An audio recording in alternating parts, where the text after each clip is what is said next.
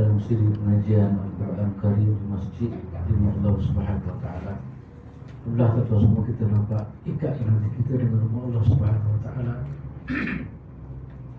Di mana bumi kepada Allah Taala ni hati sentiasa bertamata, sentiasa rapat, sentiasa terikat dengan masjid Allah Subhanahu Wa Taala. Lepas tu dalam hadis Nabi Sallallahu Alaihi Wasallam dia sebut antara golongan yang dapat duduk di bawah naungan arasy pada hari kiamat, di mana yang disebut Nabi Sallallahu Alaihi Wasallam, sab'atun yuzilluhumullahu fi dhillihi yawma la dhilla illa dhilluh. Nabi Sallallahu Alaihi Wasallam bila menerangkan 7 golongan manusia yang akan dapat duduk di bawah naungan arasy pada hari kiamat, antara senarai mereka Nabi sebut ialah rajulun qalbuhu mu'allaqun fi masajid, itu orang yang hati dia sentiasa terikat dengan masjid atau rumah Allah Subhanahu Wa Taala. Lepas itulah kita main ngaji ni, bukan sekadar kita ngaji lah. Yang kedua ialah sebagai tanda ikatan kita dengan Allah Subhanahu Wa Taala, tempat rahmat yang begitu banyak. Kita harap insya-Allah ikatan ini bukan hari ini, ikatan kita dengan masjid adalah satu ikatan yang berpanjangnya sampai kita mati. Saya pernah sebut dalam satu kisah Mustafa masyhur, salah seorang apa dia ni pendakwah Mursyidul Am Ikhwan. Dia ni hidup dengan masjid lah. Jadi katakan mana dia dah antara orang awal masjid. Kalau waktu Maulid itu dikatakan dia lah yang mula-mula sekali buka masjid. Masjid dekat rumah dia lah, masjid kecil kat rumah dia. Dan dia ni tuan-tuan, saat-saat akhir sebelum dia meninggal dunia, dia ni apa dia dari Faisal lah, bintang. Kemudian sampai satu masa bunyi bel. Biasalah orang bagus ni, walaupun remeh lagu mana pun, walaupun sakit lagu mana pun, walaupun tidur kadang-kadang dia bangun boleh dia dengar azan. Dia dengar azan, boleh dengar azan tu dia masa tu dia sakit teruk sangat lah. Dia minta dengan anak dia supaya pergi duduk masjid, pergi semaya. Anak dia dekat awal tak bagi. Mak tengok pada kesihatan ayah dia memang rasa tak sesuai lah. Tapi ayah dia nak pergi juga. Dan sekali bagi pergi sana, kemudian lepas semaya dia kita balik. Kan? Akhir sekali dia meninggal dunia, lepas dia meninggal dunia. Dia kata lain maknanya seolah-olah dia telah suruh hidup dia rumah Allah Subhanahu Wa Taala. Kita ada terus semua kita doa semoga ikatan di hati kita masjid bukan hari ini bukan esok, kita harap insya-Allah ikatan yang berpanjangan. Yang kedua, saya nak bahas hadis Nabi sallallahu alaihi wasallam. Nabi sebut majtama qaumun fi baitin min buyutillah yatluna kitaballah wa yatadarrasunahu bainahum illa haffat alaihimul malaikah wa nazalat alaihimus sakinah wa ghashiyatuhumur rahmah wa dzakarallahu fi man 'indah wa dzakarahumullahu fi man 'indah, kama qala sallallahu alaihi wasallam. Nabi sallallahu alaihi wasallam tersebut mana-mana orang yang kumpul di masjid semata-mata untuk mengaji ataupun tadarus Al-Quran Al-Karim. Di sana berapa pulangan yang Allah Ta'ala akan bagi dia. Yang pertama sekali adalah nazalat alaihimus sakinah, apa dia ni? Haffat alaihimul malaikah. Di mana orang mari ngaji di masjid, ngaji Quran, tadarus Quran, menghayati Quran, Allah Ta'ala akan bagi beberapa perkara istimewa kepada dia. Pertama sekali haffat alaihimul malaikah, di mana malaikat akan mengelilingi dia lah. Ini apa yang disebut Nabi sallallahu alaihi wasallam sekarang inilah. Malaikat akan sayat kepada orang yang ngaji. Yang kedua pula ialah wa nazalat alaihimus sakinah. Yang kedua ialah ketenangan akan diberi oleh Allah Subhanahu Wa Taala. Lepas tu saya rasa orang ramai orang cari ketenangan ni, tapi orang cari patah boleh juga. Kan? Kalau boleh mari masjid, pakat anak bini kan, satu ketenangan akan bagi kita. Kita masalah rumah tangga kata, bawa mari masjid, kata mari sekali-sekala mari masjid. InsyaAllah ni adalah punca ketenangan. Yang tiga ialah ghashiyatuhumur rahmah. Allah Ta'ala limpahi rahmat kepada kita. Yang keempat ialah Allah Ta'ala akan sebut nama-nama kita, masyhur nama kita di kalangan malaikat-malaikat dia. Ini adalah semua di antara pulangan istimewa yang Allah Subhanahu Wa Taala bagi kepada orang yang sanggup mujahadah mari masjid untuk mengaji Quran, menghayati Quran dan sebagainya. Kita doa kita sebahagian daripada orang yang disebut oleh Nabi sallallahu alaihi wasallam. Dan insya-Allah untuk hari ini kita akan sambung ayat yang ke-4 dah. Benar tak? Kita dah baca ni tentang surah Al-Sajdah ayat pertama sampai ayat yang ketiga. InsyaAllah hari ini kita akan start ayat yang keempat. Macam biasa sebelum kita baca ayat ini kita sama-sama kita baca, insyaallah moga kita termasuk dalam golongan yang dia ni tadarus ataupun orang yang dia ni mengaji Al-Quran Karim. A'udzu billahi minasyaitonir rajim. أعوذ بالله من الشيطان الرجيم. بسم الله الرحمن الرحيم. بسم الله الرحمن الرحيم. الله الذي خلق السماوات والأرض وما بينهما في 6 أيام. الله الذي خلق السماوات والأرض وما بينهما في 6 أيام. ثم استوى على العرش. ثم استوى على العرش. ما لكم من دونه من ولي ولا شفيع. ما لكم من دونه من ولي ولا شفيع. أفلا تتذكرون. أفلا تتذكرون. يدبر الأمر من السماء إلى الأرض ثم يعرج إليه. يدبر الأمر من السماء إلى الأرض ثم يعرج إليه في يوم كان مقداره 1000 سنة مما تعدون. ثم يعرج إليه في يوم كان مقداره 1000 سنة مما تعدون. ذلك عالم الغيب والشهادة العزيز الرحيم. ذلك عالم الغيب والشهادة العزيز الرحيم. الذي أحسن كل شيء خلقه وبدأ خلق الإنسان من طين. الذي أحسن كل شيء خلقه وبدأ خلق الإنسان من طين. ثم جعل نسله من سلالة من ماء مهين. ثم جعل نسله من سلالة من ماء مهين. ثم سواه ونفخ فيه من روحه وجعل لكم السمع والأبصار والأفئدة. ثم سواه ونفخ فيه من روحه وجعل لكم السمع والأبصار والأفئدة. قليلا ما تشكرون. قليلا ما تشكرون. وقالوا أإذا ضللنا في الأرض أإنا لفي خلق جديد. وقالوا أإذا ضللنا في الأرض أإنا لفي خلق جديد. بل هم بلقاء ربهم كافرون. بل هم بلقاء ربهم كافرون. قل يتوفاكم ملك الموت الذي وكل بكم ثم إلى ربكم ترجعون. قل يتوفاكم ملك الموت الذي وكل بكم ثم إلى ربكم ترجعون.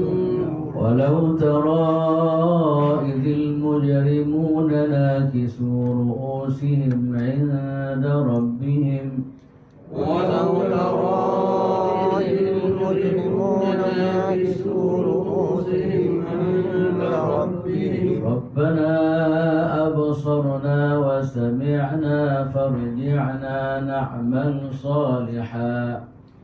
ربنا أبصرنا وسمعنا فارجعنا نعمل صالحا إنا موقنون. فارجعنا نعمل صالحا إنا موقنون. Telah beberapa ayat kita baca pada pagi ini surah As-Sajdah.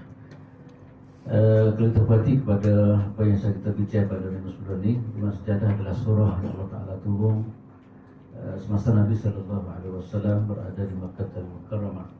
Itulah saya dah sebut fokus dia. Kalau sebut Makkiyah, ini ayat Makkiyah ataupun surah Makkiyah, maknanya dia fokus dia berarti perkara lah.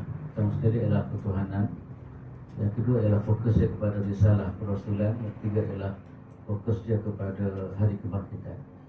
Lepas tu surah ni kita baca daripada awal sampai akhir ke terus. Memang cerita dia berkaitan dengan tiga perkara ni lah. Berkaitan dengan persoalan berkaitan ketuhanan, yang kedua ialah risalah ataupun perrasulan, yang ketiga pula ialah berkaitan dengan hari akhirat.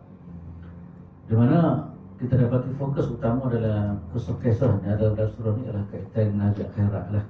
Hari akhirat di antara isu yang menyebabkan kafir ingkar kepada Quran, ingkar kepada Rasulullah SAW.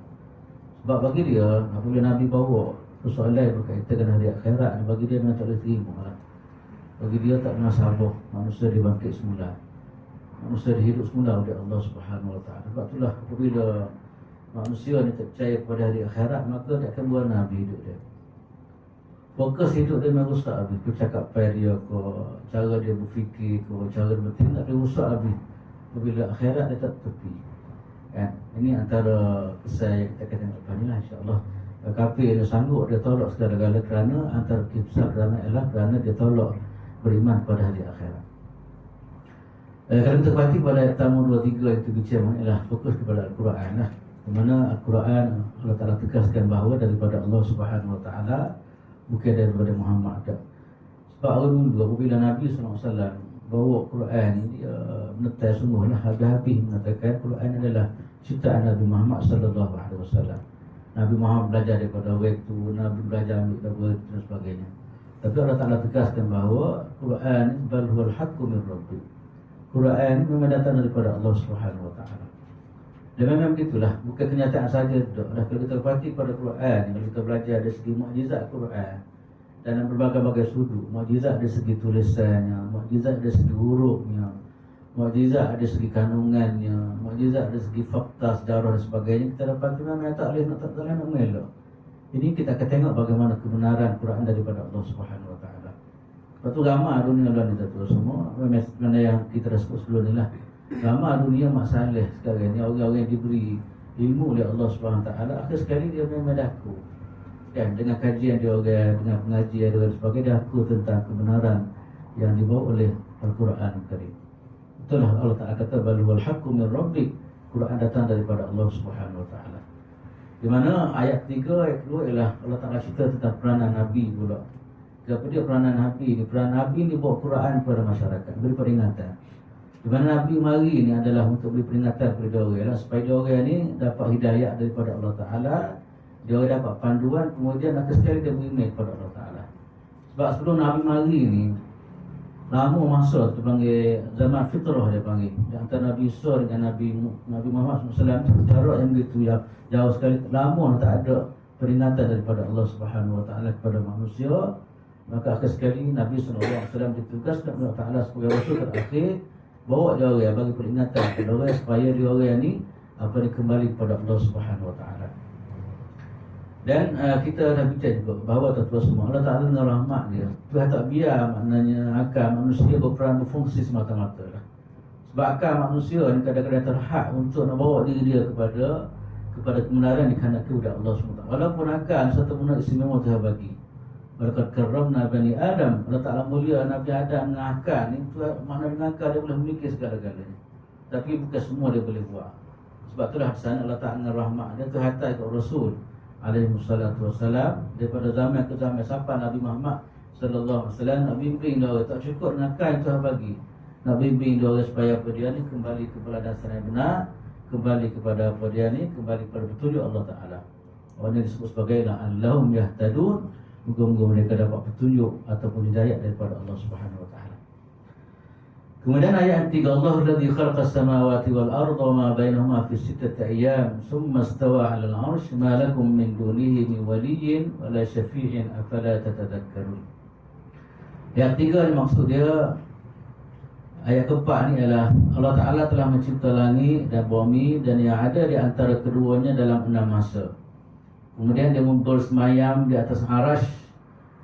Bagimu tidak ada seorang pun penolong maupun pemberi syafaat selain dia, maka apakah kamu tidak memperhatikan? Ayat ini tentu semua lepas daripada Allah Ta'ala cerita tentang kebenaran Nabi SAW.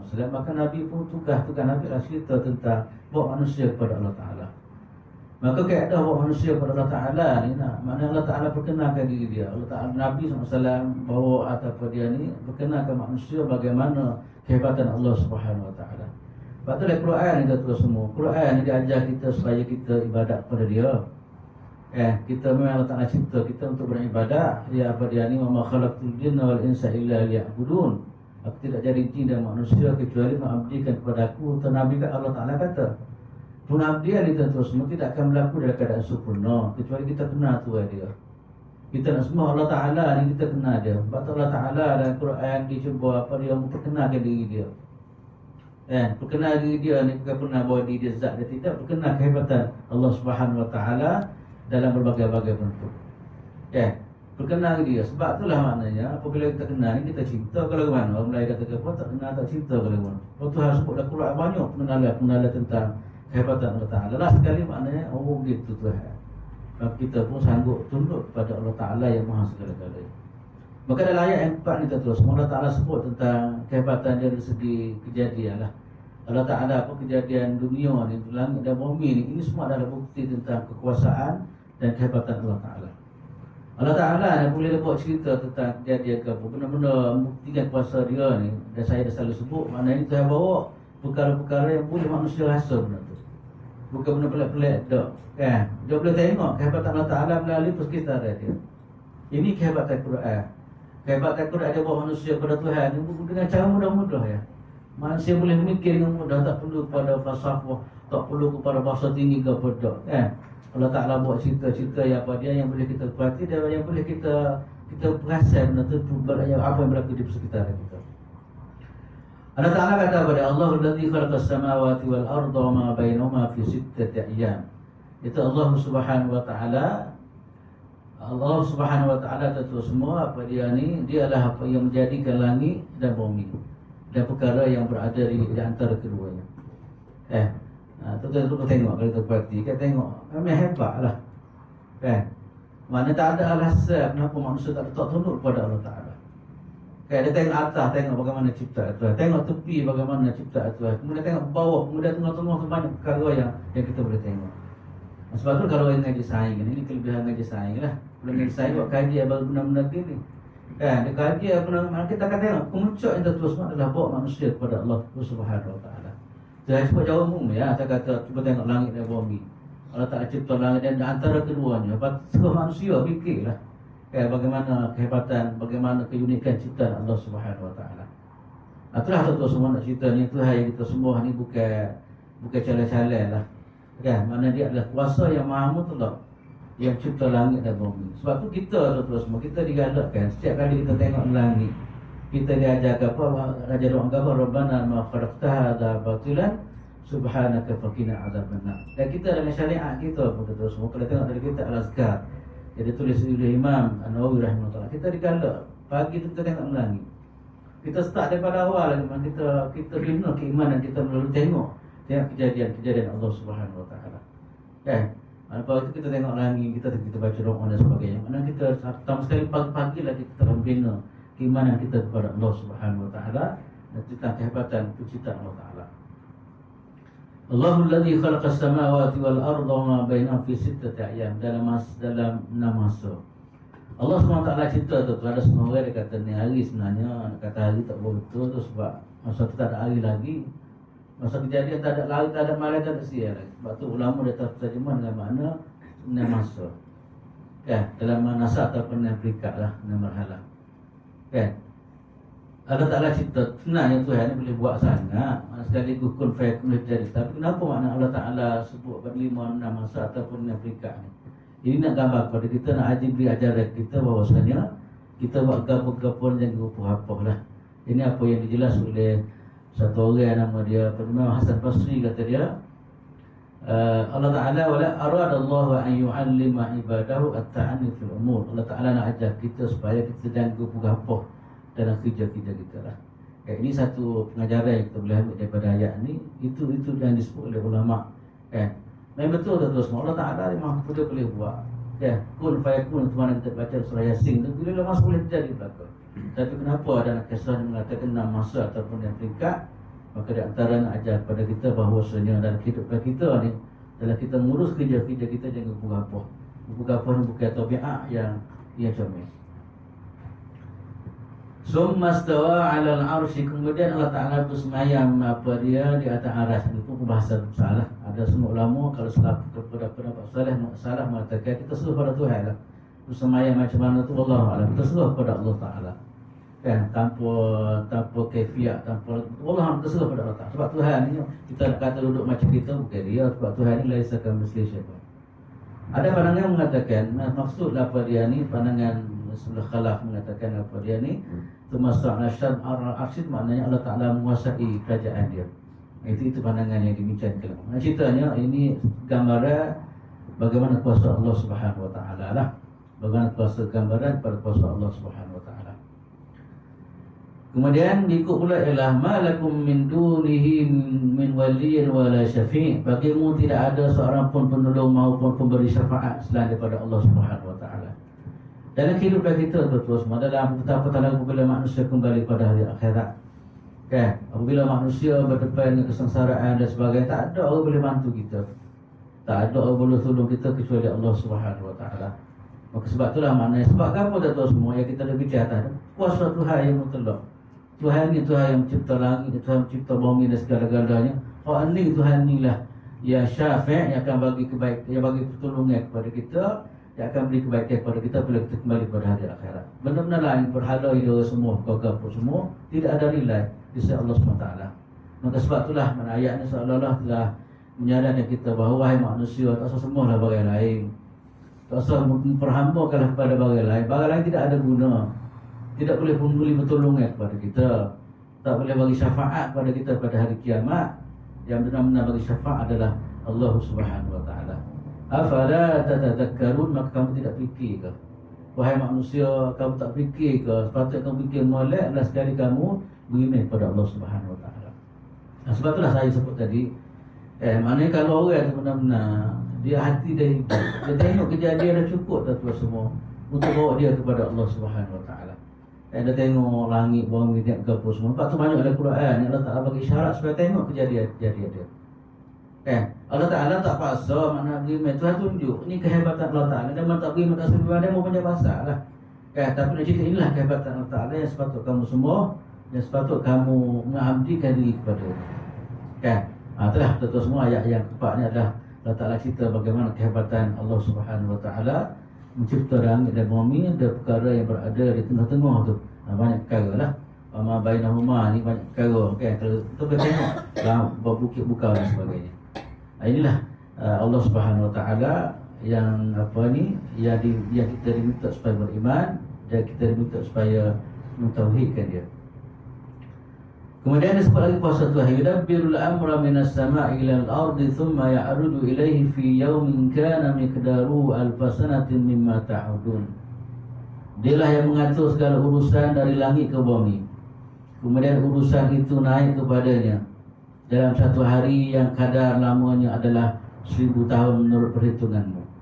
Ini satu pandangan di kalangan ulama tafsir mengatakan makna dari itulah Allah Ta'ala telah mengatur urusan dia, di mana kemudian urusan itu naik.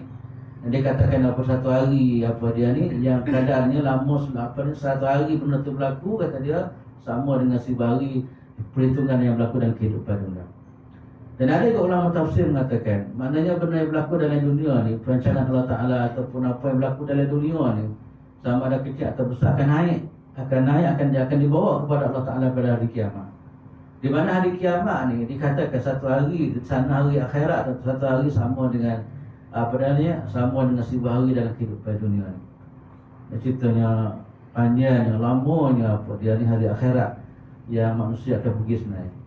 Ada setengah ayat yang mari dia ada sebut 50,000 tahun, itu bergantung kepada manusia lah.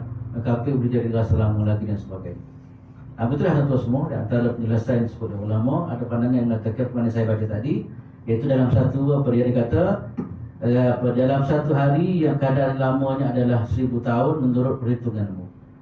Ada pandangan saya sebut kedua tadi adalah di mana segala urusan yang berlaku dalam kehidupan akan dibawa kepada Allah Ta'ala pada hari kiamat, di mana hari kiamat satu hari adalah masa dia sama dengan 1000 hari dalam kehidupan dunia.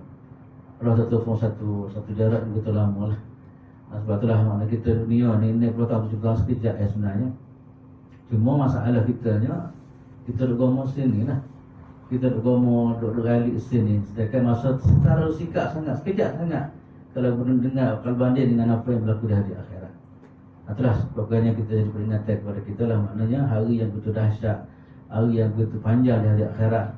Kita sama-sama kita pakai bekal supaya kita akan diselamat oleh Allah Subhanahu Wa Taala.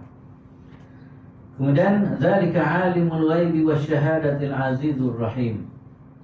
Yang demikian itu kata dia Allah Taala tadi yang kita bicara tadi, zalika alimul ghaibi wasyahadatil azizur rahim. Allah Taala yang cipta segala-gala tadi kita bicara tadi, cipta langit dan bumi, kemudian apa cipta segala-gala terus tadi adalah Tuhan yang zalika alimul ghaib. Tuhan itulah yang apa dia ni, yang demikian itulah Tuhan yang mengetahui yang gaib dan yang nyata, yang maha perkasa lagi maha penyayang. Sini ada 3 sifat Allah, 4 sifat apa dia ni, berapa sifat Allah Ta'ala. Pertama sekali zalika alimul ghaib. Allah Ta'ala yang cipta segala-gala yang kita bicara tadi adalah Tuhan yang tahu segala benda gaib. Segala benda gaib maknanya Tuhan tahu berlaku. Benda yang tak nampak, benda yang kita manusia tak nampak, semua diketahui oleh Allah Subhanahu Wa Ta'ala.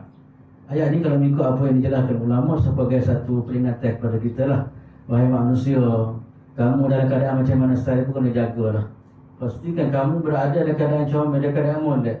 Walaupun tak ada orang, tapi Allah Ta'ala zalika alimul ghaib. Allah Ta'ala maha mengetahui. Allah Ta'ala mengetahui perkara ghaib yang berlaku dalam kehidupan dunia ini. Sebab itulah orang Islam apabila dia baca zalika alimul ghaib, dia akan terbina semua lah. Sama ada orang tak ada, orang ada ke, dia akan jaga dia. Sebab apa? Bagi dia, kalau orang tak ada pun Allah Ta'ala ada. Bagi dia, walaupun bos tak ada, tapi bagi dia adalah Allah SWT yang tahu segala-galanya. Sebab itulah saya pernah sebut cerita sebelum ni, saya boleh balik. Cerita bagaimana orang dulu kan. Orang dulu apabila satu orang sahabat dia jumpa gembala kambing. Gembala kambing, apa dia minta nak beli kambing. Aku nak beli kambing daripada kamu, kata tak boleh beli, saya bukan tu punya kambing. Saya hanya sekadar orang pegang kambing. Saya ada bos, saya ada orang yang mengurus apa, saya ada apa dia tuai pada kambing ni. Kata tak apa, kalau menggoyak menjual, yang penting menjual kepada kami, kemudian kamu ceritalah kepada tuan kamu bahawa saya kambing ni hilang ataupun dimakan berserigala ke. Apa disebut oleh orang yang gembala kambing, kata dia, saya boleh sebut. Dah, tokeh saya, bos saya kata dia percaya kalau saya sebut ke apa. Saya sebut hilang boleh percaya. Saya sebut apa dia ambil, dia makan segala boleh saya percaya. Tapi aina Allah kata dia. Di manakah Allah Ta'ala? Maknanya tahu walaupun tak ada seorang habuk dia kata aina Allah, mana Tuhan ya? Ini nak cerita bagaimana sikap orang percaya kepada benda gaib, percaya kepada kehebatan Allah Subhanahu Wa Ta'ala, percaya kepada ilmu Allah Ta'ala yang percaya perkara gaib. Sebab itulah satu cerita yang saya nak sebut adalah cerita Sayyidina Umar kan. Sayyidina Umar satu malam jalan-jalan, kemudian jumpa mak dengan anak tina duduk buat persiapan kaitan dengan susu kan. Kemudian terus apabila berlaku Sayyidina Umar dengar perbualan di antara mak dengan anak tina dia. Anak tina tolong mak dia buat kerja, nak bekalkan, nak persiapan nak jual pakai susu. Dalam perbincangan itu terus semua mak dia ajar kepada mak dia, anak dia supaya campur dengan air. Itu apa dicampur dengan air. Kata dia tak boleh mak, kata dia. Anak betul anak Ju kan. Anak tina dia Ju, mungkin dapat pendidikan kot. Kata dia tak boleh mak, anak Amirul Mukminin yamna ba'an laban ayyumazijah bil ma'. Kata dia tak boleh mak, kata dia Sayyidina Umar ni dia larang mana-mana orang yang jual susu yang campur dengan air. Sebab campur air ni satu bentuk penipuan. Islam tak boleh bahasa dalam penipuan ni. Man ghasyana falaysa minna. Nabi kata orang yang nipu bukan daripada kalangan kami, Nabi kata. Maka mak dia kata kepada Umar Lami, dia kata wahai ya bunayya, kata wahai anakku, kata dia Sayyidina Umar tak apa kita boleh buat. Tak apa, tak ada macam mana heboh, tak ada dia kata makan tak apa, lama sikit tak apa, tak ada. Maka kemudian dijawab oleh anak dia pun tegur mak dia lah. Tak salah tegur mak, kau tak boleh. Cuma pandai cara lah. Kata dia tak boleh, in kana Umar lam yarana fa inna rabba Umar ya. Mak kata dia sekalipun Sayyidina Umar tak nampak kita, tapi Tuhan pada Sayyidina Umar nampak kita, kata dia. Dan Sayyidina Umar bila dengar gitu memang klik rumah, tanya anak siapa nak cari bini. Nak bagi anak memang solehah sungguh. Bagaimana keimanan dia kepada Allah Ta'ala. Dia tahu walaupun manusia tak ada, tapi Tuhan Maha tahu segala benda gaib. Zalika alimul ghaibi wasyahadah. Kemudian benda nyata sebenarnya lah. Benda tak nampak, Tuhan nampak. Tuhan inilah Tuhan yang alimul ghaibi wasyahadah. Sebab tu orang beriman tu semua dua ayat ni dah cukup dah sebenarnya untuk bina diri dia. Sebab tu kalau orang belajar apa dia panggil nama-nama Tuhan atau sifat-sifat Allah Ta'ala ni, sebab tu Nabi sebut orang yang apa nama Tuhan 99 ni kan, dia dapat syurga Allah Ta'ala. Bukan ngapa semata-mata ngapa, tak, dia menghayati benda tu. Katakanlah dia belajar sifat Ar-Rahim Allah Ta'ala, maka dia nak bina dia jadi orang yang pemurah. Kalau dia belajar sifat kepada alimul ghaib wa syahadah, dia akan kawal diri dia, kan? Kawal diri dia dalam semua keadaan, sebab dia tahu segala keadaan dia telah diperhatikan oleh Allah Subhanahu Wa Ta'ala. Benda-benda ini tuan semua yang Nabi tanya kepada sahabat-sahabat dia semasa di Mekah atau bila masuk dah, tak ada benda-benda ini. Sebab manusia ni kalau ada bagi-bagi, insya-Allah akan aman di hidup dunia. Anak kita, keluarga kita akan aman, masyarakat kita akan aman, negara kita akan aman apabila kita beriman kepada benda dia. Dan kita beriman kepada benda ini, kira syuah, apa dia nak penyelewengan ke apa semua, sebab dia tak masuk perut bagi ini lah.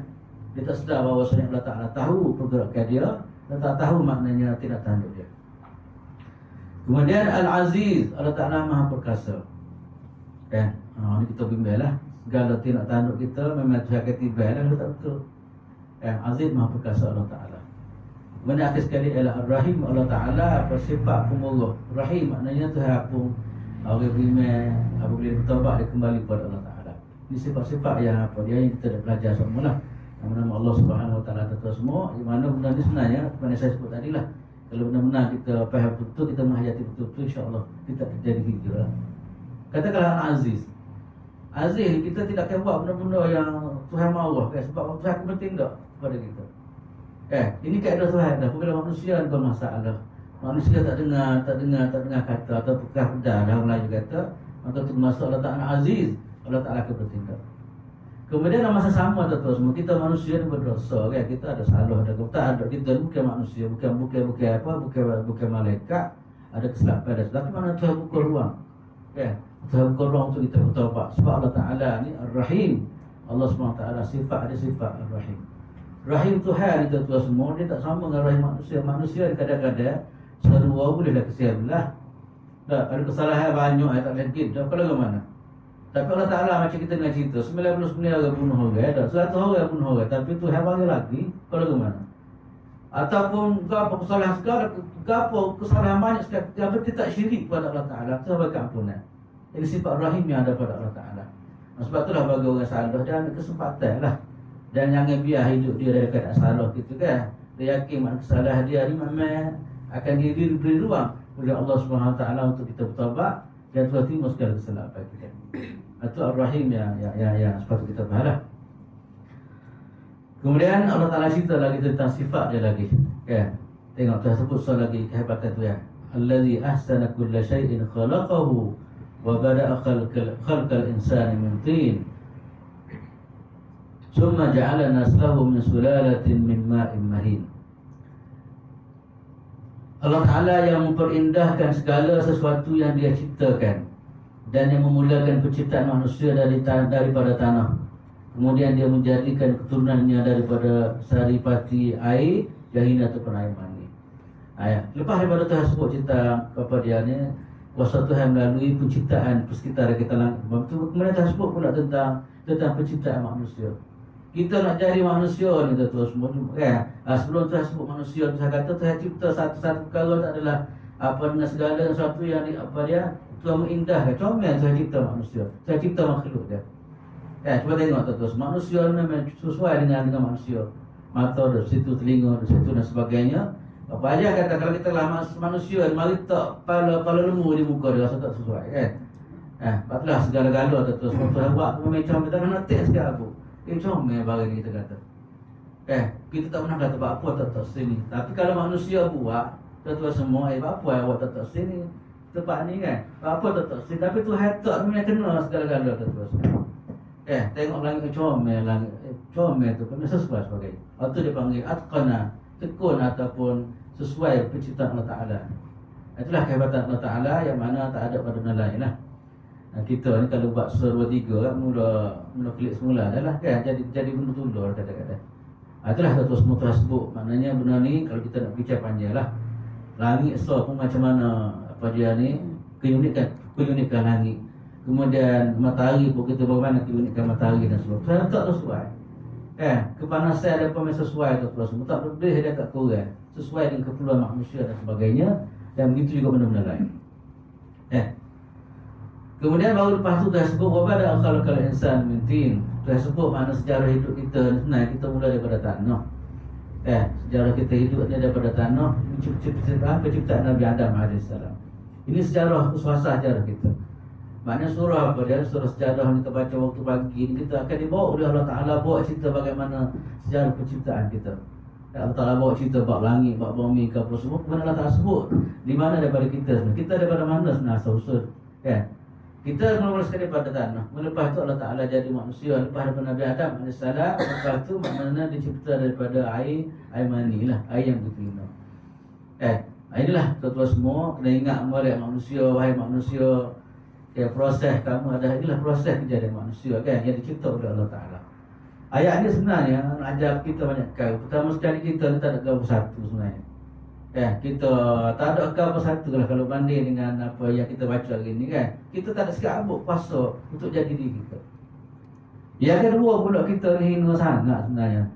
Wahai manusia tak payah kedebel lah.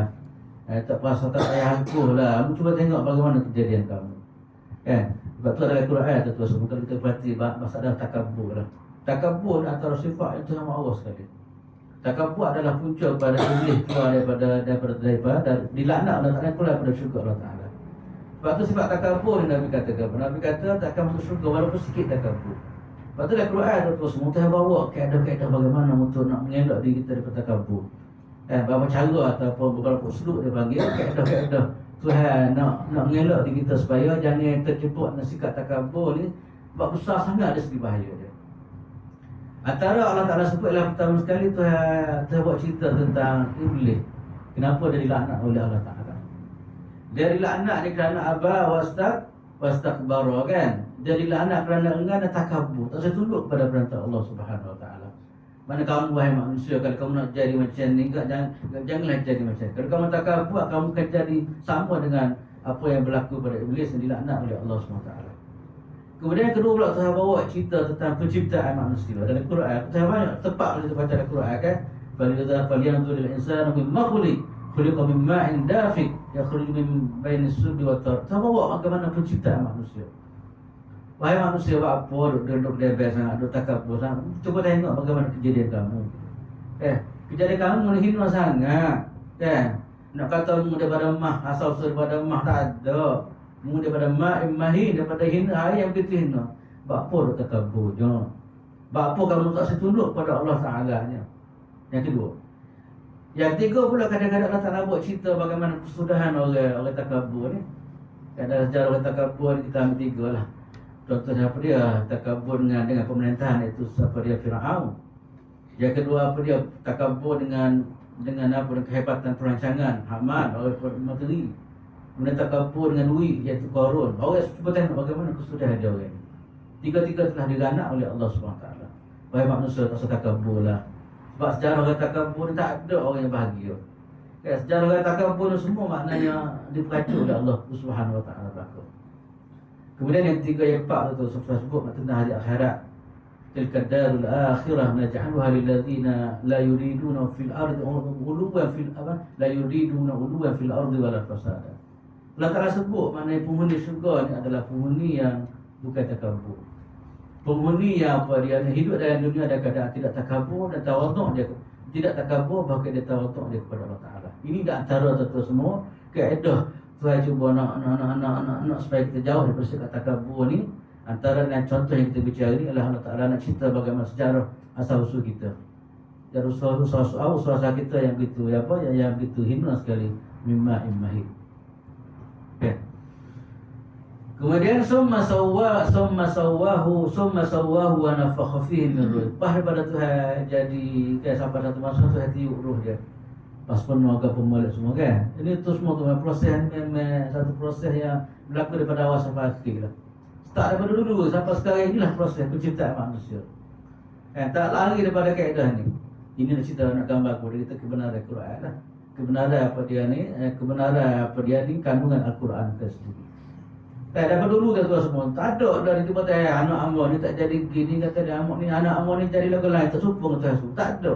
Kan semua manusia adalah proses di sana lalu lah proses. Kan? Ini antara tetua semua dan antara kehebatan Quran lah. Satu fakta yang begitu tepat dan fakta yang sabit. Tidak ada perubahan dan sebagainya. Sedangkan fakta lain, sains kadang-kadang dia buat uji kaji ke, kadang-kadang ada perubahan semua begitu dan sebagainya. Kan? Itulah tentu semua apa dia nak Allah Ta'ala pada lepas daripada apa dia jadi manusia comel ke apa, cukup lengkap ke apa semua, kemudian ditiupkan roh pula. Allah Ta'ala tiup roh supaya manusia supaya dia berfungsi, dia mula berfungsi. Ini semua bukan kerja-kerja kita ni. Kan? Kita nak buat tak boleh bagi. Kita buat katakanlah kita buat comel, tiba-tiba nak masuk roh ke mana kalau kita tak ada rasa kan. Kan? Ini nak cerita bagaimana kuasa Allah Subhanahu Wa Taala. Wahai manusia, tak ada gapo punya kamu kan. Kamu adalah dimiliki oleh Allah Taala. Segala-gala Tuhan buat kamu. Segala-gala kamu diproses oleh Allah Subhanahu Wa Taala. Lepas daripada tu lepas daripada jadi, kemudian waja'alakumus sama' wal absar wal afidah. Tuhan jadi kepada telinga, mata, kemudian hati pula. Kan? Dalam apabila manusia tu nak mari dunia ni Tuhan bekalkan, dia panggil bekal dengan alat-alat untuk manusia hidup dalam dunia ni. Alat makrifah dia panggil. Alat untuk mengetahui. Kan? Allah Ta'ala bekal mula sekali tiga bekalan dia. Kan? Tiga bekal ni alat, tiga bekal ni. Pertama sekali apa dia ni? Telinga, mata dan hati tu semua. Ini satu benda yang dibekalkan oleh Tuhan supaya kita berfungsi dalam kehidupan kita. Kan? Allah Ta'ala sebut Al-Quran apa? Allah akhrajakum min butuni ummahatikum la ta'lamuna syai'an wa ja'alakumus sama' wal absara wal afidah. Allah Ta'ala cipta kamu satu masa tak tahu apa satu Tuhan kata. Kan? Kemudian Tuhan mula lepas tu Tuhan bina mula cipta kepada apa dia telinga, mata, kemudian hati. Semua timbul satu soalan sekarang ni. Kan? Sebab apa Tuhan mula dengan telinga ni? Dalam Quran banyak Quran kata aku ciptalah kamu telinga, mata, kemudian hati. Apa dia? Sebab tuan-tuan semua dari segi mendapat pengetahuan mula sekali adalah telinga sebenarnya kalau banding dengan mata. Mata budak-budak kecil kata-kata. Budak kecil lah, dia tak nampak lagi orang. Dia kat kita remaja ni tak suka dia nampak kita sebab dia tak nampak. Di mana alat yang mula-mula sekali kena apa adalah pada telinga. Kan? Cuba tengok kan. Budak-budak kecil dia berapa hari baru dia nampak kan. Ini satu kajian doktor tahu lah kan. Mana tapi mula-mula sekali memang telinga dia fungsi mula-mula sekali. Kalau ke mana ni? Pakai ada anak lah, ada anak belakang dah. Dia tahu maknanya telinga lah yang mula-mula sekali panggil alat untuk mengenali, untuk memahami sebagainya. Inilah antara rahsia. Nampak Allah Ta'ala dia mula dengan as-sama'. Ini dia panggil mukjizat dari segi susunan ni. Kalau kita ngaji dia panggil mukjizat Quran, dia panggil mukjizat dari segi susunan ayat atau susunan kalimah.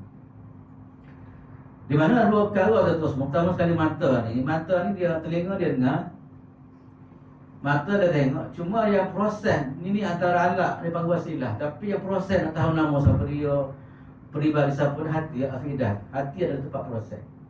Kalau ke mana? Kita tengok mula-mula tengok ya.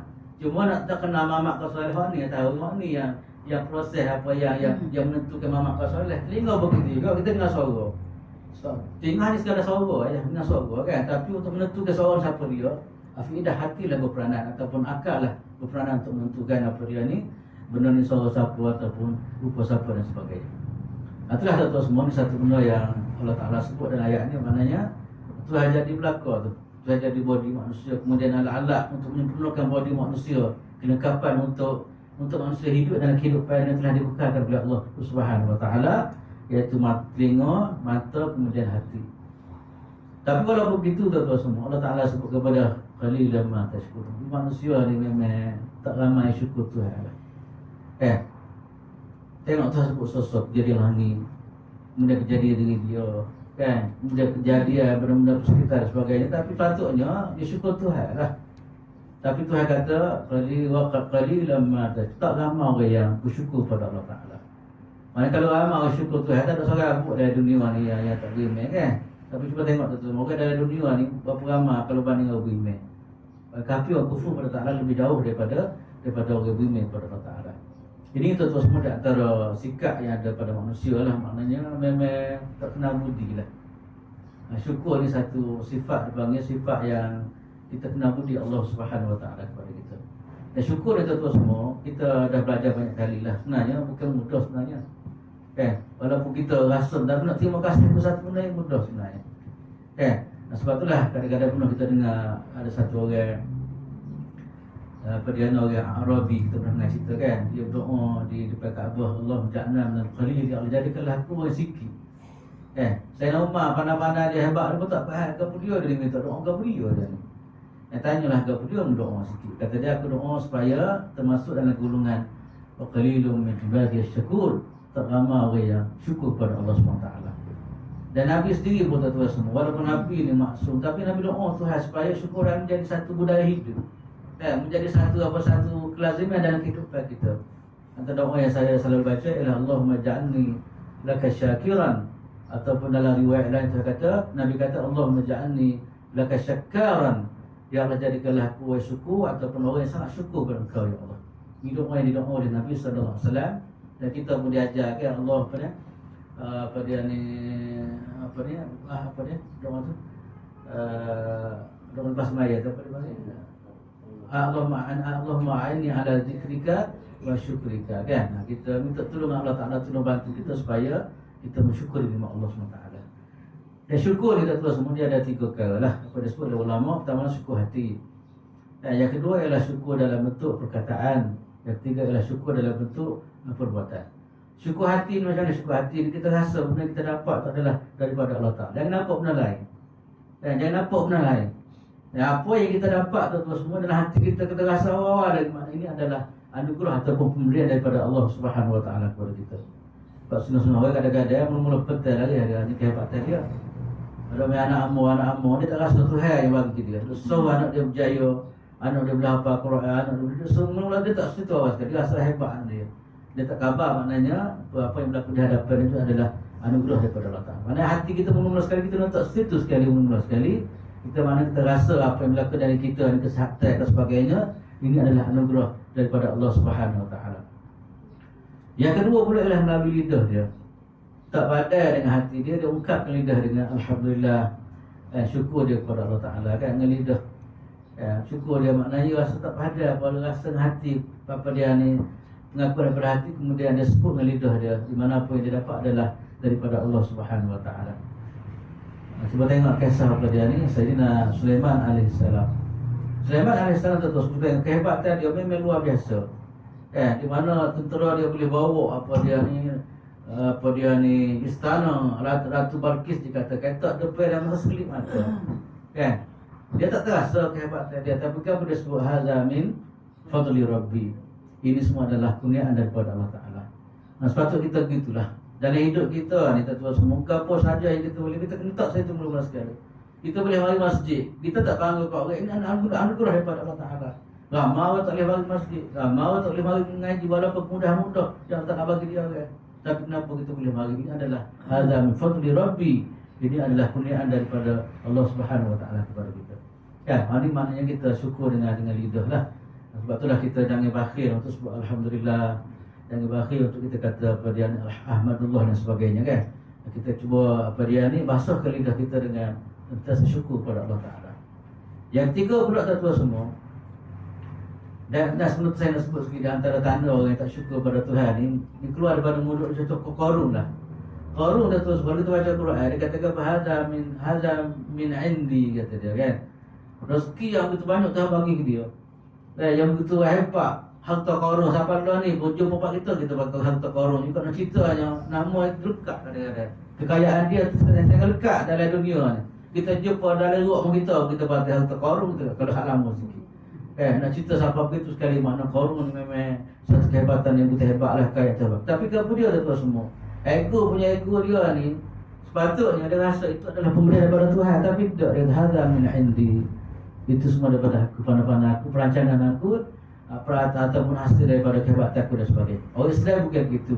Orang Islam akan sebut hadza min fadli rabbi. Itu adalah kurniaan daripada Allah Subhanahu Wa Taala. Yang ketiga pula tuan-tuan, syukur dengan perbuatan. Perbuatan ni banyak. Kita sihat, kita mari ngaji kalau mana. Kita guna kesihatan badan kita syukur betul perbuatan. Kita jalan, kita mari tempat-tempat kebaikan dan sebagainya. Mata kata syukur mata, kita tengok barang molek. Telinga kita dengar barang molek. Kan? Itu dah apa yang dikatakan syukur dalam bentuk perbuatan. Ataupun kita panggil orang belanja sebagainya kan? Ataupun kita bagi sedekah. Itu pun semua termasuk dalam arti kata apa, dia syukur dalam bentuk perbuatan. Kalau kita baca pada kisah Ka'ab bin Malik, semua satu kisah yang nak tunjuk kepada kita bagaimana contoh orang syukur dengan perbuatan ini. Dia Ka'ab bin Malik, dia telah dipulau oleh Nabi dan masyarakat di Madinah selama 50 hari. Tak kecil dengan dia. Kerana kesilapan dia tak diperaya lah. Kesilapan dia tak diperaya, tak pergi jihad di sabilillah. Kerana lali. Balik rumah tiba-tiba musim panas, kemudian buah-buah hujan lali. Dia medan, kali dia damak. Sahabat di Madinah rugi belakang. Tak ada nak kejar. Kemudian terus Nabi balik. Kemudian orang apa dia ni, orang munafik dia pakai jumpa Nabi belakang, minta maaf tak pergi ke apa semua kan. Orang tu gitu. Kemudian dia pun kata dia boleh pergi sana sebab dia orang fetah cakap. Tapi dia tak say. Dia cakap bom hari ni kata dia satu masa akan dibongkar oleh Allah Subhanahu Wa Taala. Sebab orang Islam ni dia yakin maknanya gapo yang kita buat satu masa Tuhan akan bongkar kesilapan kita. Pertama kalau kita ni bohong ataupun kita kecil buat baru-baru tak molek ni, satu masa dah tak akan tunjuk kita. Bahkan Ka'ab tu semua dia pun tak usah kata apalah aku cakap betul dengan Nabi. Maka sekali cakap betul sebenarnya dia tak pergi bukan kerana tidak ada kemudahan kepada kerana lalu. Dan sekali Nabi kata apalah lepas ni tunggu hukuman daripada Ta'ala. Hukuman pertama maknanya 40 hari pertama dilari kecil. Bagi jawab salah pun tak boleh. 40 hari dia di pulau tu semua. Tapi dia dismayah. Itu hebat dia. Kita senang sikit tak kira kita tak. Dia 40 hari dia dismayah juga. Dismayah kita tengok Nabi, harap Nabi kecil dengan dia. Nabi tak layan dia. Sebab ni arahan daripada Allah Ta'ala. Dalam masa 40 hari terus mari pula satu surat daripada Raja Orsan, daripada satu raja. Kata dia minta dia bunyikan tembung ni memang di pulau. Kami bersedia di sana untuk bagi tempat pada kamu. Dia kata kalau pulak dia kata. Dia bakar ketah dia tadi. Ketah daripada raja. Kemudian lepas tu sabar 40 hari terus semua. Rasulullah hantar dia supaya apa dia ni, dia ada 3 orang semua yang ada tih ni. Antara Ka'ab Abdullah kata minta supaya bini dia balik umur. Kecil ada bila umur. Minta jangan duduk bersama isteri. Sapalah 50 hari tu. Bayangkanlah tu semua orang tak kecil 50 hari kita ni Allah satu penyiksaan. Tiba-tiba sampai satu masa dia ni ikhlas dia ni. Dia terima dalam keadaan ikhlas. Hukuman daripada Allah Ta'ala. Sampai satu masa dari sembahyang subuh dia turunnya ayat. Mana salasal ladina kullifu. Apa dia turunnya ayat tu kemudian ayat tu maknanya Allah Ta'ala cerita kepada kita semua lah, maknanya Allah Ta'ala telah hapus 3 orang ni. Dia apabila terus semua dapat ampunan daripada Allah Ta'ala, maka orang sembahyang subuh pada masa tu pakat gigi tahniah dia belakang. Orang Islam ni apabila nampak saudara dia diberi kebaikan, dia kena tahniah lagi mana pun. Dapat anak, dapat gabung telefon tak apa, dah kalau mana kan. Lepas tu Islam dia tak usah buat deki-deki ni. Islam minta supaya kita ucap tahniah kepada orang yang dapat kebaikan. Maka sahabat pun pakat ucap tahniah. Kemudian pada masa tu tuan-tuan semua dia ni betul dia pakai baju dah 3 lah dia pakai baju. Kemudian kerana syukur pada Tuhan dia buat satu baju tu bagi hadiah kepada orang lain. Ini sebagai tanda syukur dia kepada Allah Subhanahu Wa Taala. Sebab itulah ini sebagai daripada kaedah dia panggil syukur dalam bentuk perbuatan lah. Itulah tuan-tuan semua kita boleh guna banyaklah syukur ni, bukan hanya sekadar alhamdulillah. Ada setengah orang hanya sekadar makan alhamdulillah, hamba lain tak sia tak ada apa tu. Alhamdulillah nanti kata lain dalam bentuk yang menyeluruh. Siapa yang kita nak. Lepas itulah dalam hadis ni ayat yang kata qalilan ma tashkur, tak ramai orang syukur kepada Allah. Kita sama-sama kita berdoa kepada Allah Ta'ala pada dia ni Moga-moga Allah Subhanahu Wa Taala bagi taufik kita jadi orang yang sentiasa kenal budi Allah Taala yang maha segala-galanya, yang bagi kemudahan segala-galanya kepada kita. Dan saya katalah saya rasa untuk hari ini, insyaAllah untuk menempat kita akan bicara isu baru ialah isu berkaitan dengan hari kebangkitan. Bagaimana sikap Quraisy atau musyrikin kota Makkah pada masa itu dia tolak isu yang berkaitan dengan hari kebangkitan. Saya katalah untuk hari ini, insyaAllah moga-moga kita dapat manfaat bersama yang baik daripada Allah Subhanahu Wa Taala. Kekurangan daripada kelemahan diri saya sendiri. Aku qouli hadza wa astaghfirullahal azim li wa lakum wa lisa'il muslimin wal muslimat. Assalamualaikum warahmatullahi taala wabarakatuh. Bismillahirrahmanirrahim. Alhamdulillahirabbil alamin. Wassalatu wassalamu ala Rasulillah wa ala alihi wa sahbihi ajma'in. Allahumma fa'na bima 'allamtana wa 'allimna ma yanfa'una warzuqna 'ilman yanfa'una. Alhamdulillah ala kulli hal. ونعوذ بك من حال أهل النار. اللهم اجعلنا من الذين يستمعون القول فيتبعون أحسنه. اللهم اجعلنا لك الشاكرين. اللهم اجعلنا لك الشاكرين. عليك توكلنا وإليك أنبنا وإليك المصير. اللهم زينا بزينة القرآن وأكرمنا بكرامة القرآن وشرفنا بشرافة القرآن وأدخلنا الجنة بشفاعة القرآن وعافنا من كل بلاء الدنيا وعذاب الآخرة بحرمة القرآن. اللهم اجعلنا من أهل القرآن هم أهلك وخاصتك يا أرحم الراحمين. اللهم ذكرنا منهما نسينا وعلمنا منهما جهلنا وأصلح أنفسنا واجعل القرآن أخلاقنا. اللهم اجعل القرآن أخلاقنا. اللهم اجعل القرآن أخلاقنا. عليك توكلنا وإليك أنبنا وإليك المصير. اللهم رحمتك نرجو. اللهم رحمتك نرجو. اللهم رحمتك نرجو. ولا تقلنا إلى أنفسنا طرفة عين وأصلح لنا شأننا كله. ربنا لا تؤاخذنا إن نسينا أو أخطأنا. ربنا آتنا في الدنيا حسنة وفي الآخرة حسنة وقنا عذاب النار. وصلى الله على سيدنا محمد وعلى آله وصحبه وسلم. الحمد لله رب العالمين. سبحانك اللهم وبحمدك أشهد أن لا إله إلا أنت والعصر إن الإنسان لفي خسر الذين آمنوا وعملوا الصالحات.